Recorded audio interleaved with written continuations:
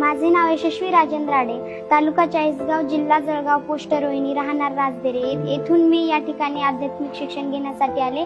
आई बाबांना म्हणजे असं खूप छान वाटतं, कारण आई वडिलांनी विचार सुद्धा केला नव्हता की एवढ्या लहान वयामध्ये एवढं शिकेल वगैरे. पण मी आमचे गुरुवारे राष्ट्रीय कीर्तनकार हरिभक्त पारायण सौ सुनीताताई महाराज आंधळे 3री मध्ये यांचं कीर्तन ऐकलं. ते मला खूप आवडलं आणि मी ध्येय ठरवलं की कीर्तनकारच व्हायचा.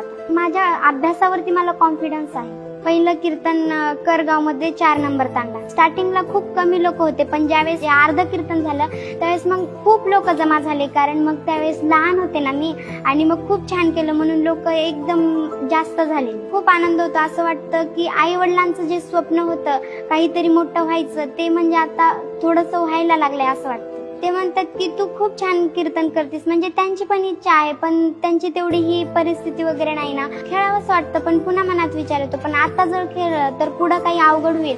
त्यापेक्षा आता जर आपण अभ्यास केला तर पुढे आपल्याला सोपं जाईल. कोण होणार महाराष्ट्राचा लाडका कीर्तनकार, ये स्पर्धा में भाग ली तू. ये कार्यक्रम देखो सोनी मराठी वाहिनी पर हे वाळोचा सोमवार ते शनिवार रात्री 8 वाजेने 1 एप्रिल येते सुरू हे वाळोचा. तम देखेन भूलो मत. कोण होणार महाराष्ट्राचा लाडका कीर्तनकार? 1 एप्रिल पासून सोमवार ते शनिवार रात्री 8 वाजता आपल्या सोनी मराठीवर.